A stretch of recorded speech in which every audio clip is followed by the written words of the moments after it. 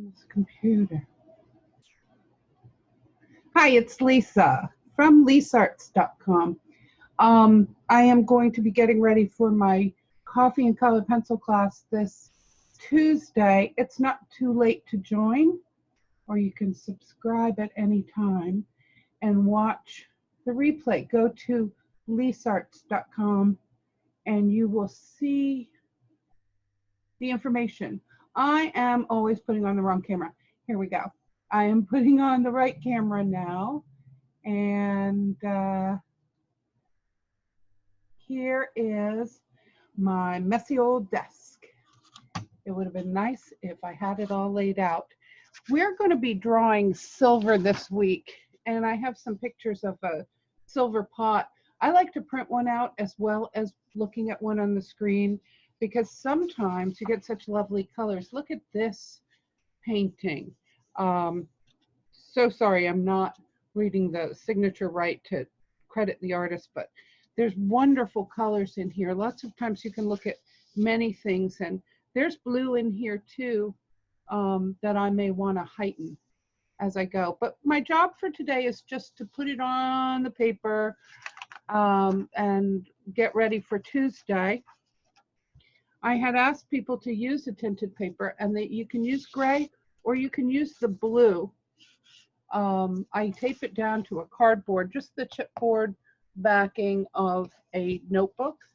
And this is the smoother side. You want to make sure you're on the smoother side if you're using Canson Me tint paper, which is my favorite.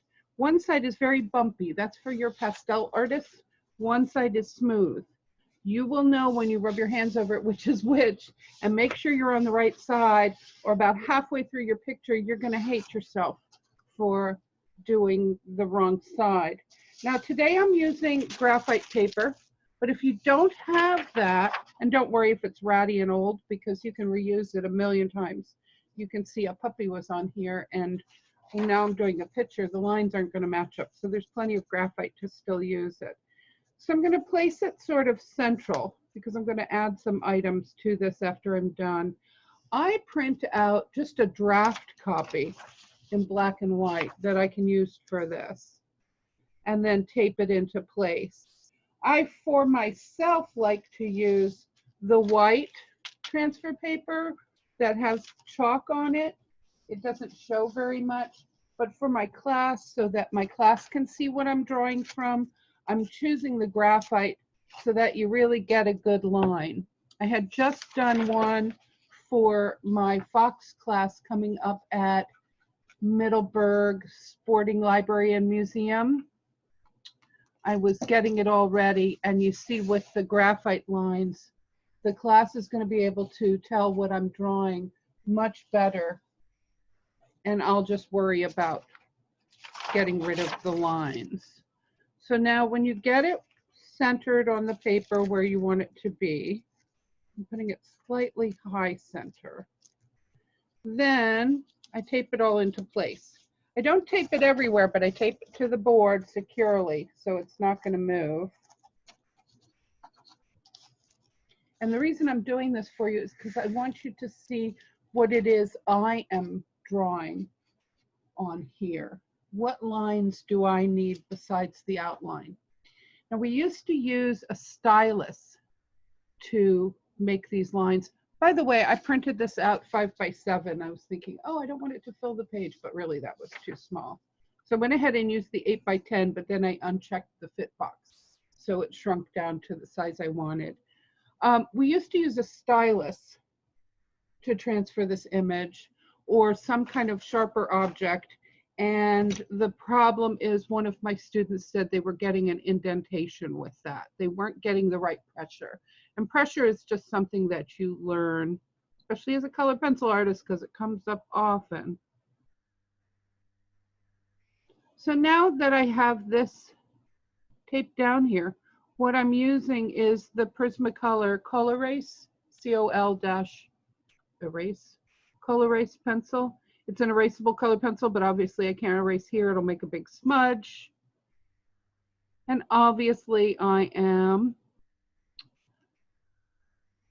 doing the outline of the whole teapot, starting with the handle here. If I make a few mistakes, which you've probably just seen me make,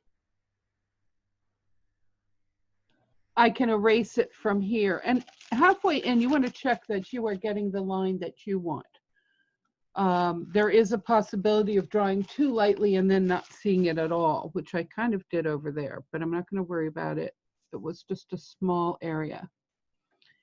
Now, I do want to get the design, but in doing so, realize that I'm putting a black line down on the paper. So I want to do the darker things. If I was doing the white, I would want to be outlining the white or lighter areas. So I'm outlining this dark, and if I was doing the white paper, I would be outlining the white area so that I can find them later. So this color erase pencil, I know you noticed, is in red, and that is so I can go back and say, oh, look, I already did that whole area, or look what I missed. You can clearly see it because it is red and everything else is black and white. So if I used a regular pencil, I wouldn't see that. Also, the color erase is just a slightly more smooth and dark, excuse me, smooth and soft pencil. I start drawing and then my brain goes out the window. I forget what it is I'm saying. Okay, so that I don't rush, I'm going to pause for just a second. So what I should have said is you go ahead and pause my recording and get caught up, because I was just drawing all these scrolly bits in the feet and the spout and handle. And don't forget to indicate where the shadow is going to be underneath. And then I was going to come back to it here at the end and give you a few reminders. If you think about the good old paint by numbers, what you want to outline within, because there's a whole world within this teapot, it's reflecting a whole world around it, whatever's on the ceiling, whatever's in the room, the lighting, the windows. But what you want to outline, because we don't really know what these shapes are right now, we'll study them a little more later, is you want to indicate where there's a color change, or since it's in black and white, where there's a change between shades of black, white, gray, wherever there's a dramatic change. So I want to know where these black shapes are. And then remember that I'm putting down a black mark. So be careful on the edges of the white that I'm outlining around the darker area and giving enough room for the white.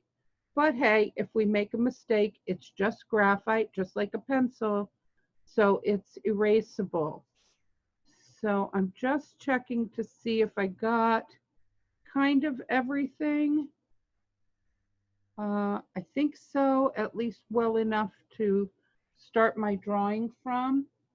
So at this point, I could go ahead and peel back the tape. Always a fun thing to do, and get the big reveal. And you know what?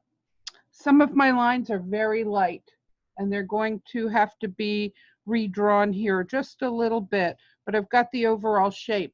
If you smack this right back down and then redraw, you're going to probably be off. So at this point, it's best if you have anything missed. Isn't that great to make a mistake on my video? If I have anything missed, it's best to, I can see enough of everything. I can just redraw those shapes that I was putting in there. But everything else is pretty nice and visible enough to begin the class. So whether you're doing coffee and color pencils on Tuesday, or whether you are going to come back for Sunday sketch for the fox, this is a good way to get your image down before class and be all ready to draw along with me. Yes, I did do one of the eyes already for the class, because I wanted people to know where we're going to. Sometimes people start their eye and they don't know what they're aiming for. So the teapot we will do together, but I have a shorter class for the fox, so I thought I'd sketch that in. See you in art class. Thank you. Bye.